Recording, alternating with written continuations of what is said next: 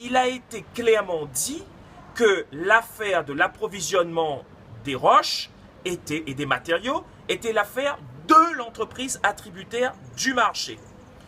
Aujourd'hui, une fois que le marché a été attribué et que certaines entreprises ont été éjectées, la région revient sur son positionnement et dit « Maintenant, je vais aider Colas à avoir des matériaux. » Par exemple, en passant en commission permanente une délibération visant à demander au préfet de prendre un PIG pour que la carrière de bois blanc se fasse, c'est un exemple. Ou bien encore récemment, le préfet qui dit que maintenant c'est plus que la quantité ou la qualité des roches qu'il faut regarder, mais aussi le coût, comme si l'État avait quelque chose à faire du coût des dépenses des entreprises, alors que ce n'est pas du tout son affaire.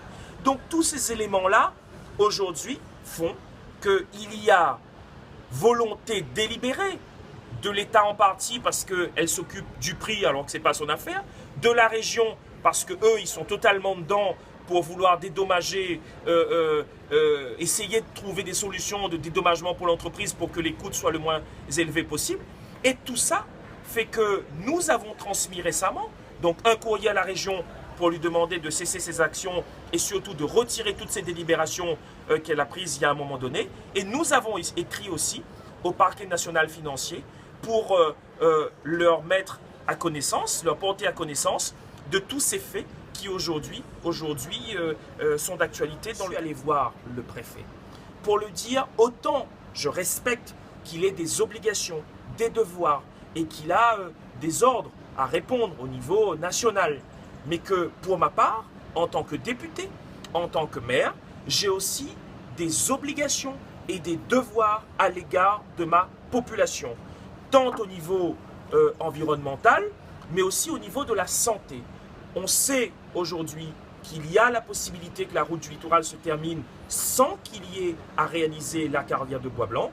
Donc, j'ai dit au préfet, comme je vous le dis ici aujourd'hui, que s'il signe la carrière de bois blanc, c'est une véritable guerre qu'il déclenchera. Je le lui ai dit, les yeux dans les yeux, avec tout le respect que je lui porte par rapport à ses obligations et ses devoirs.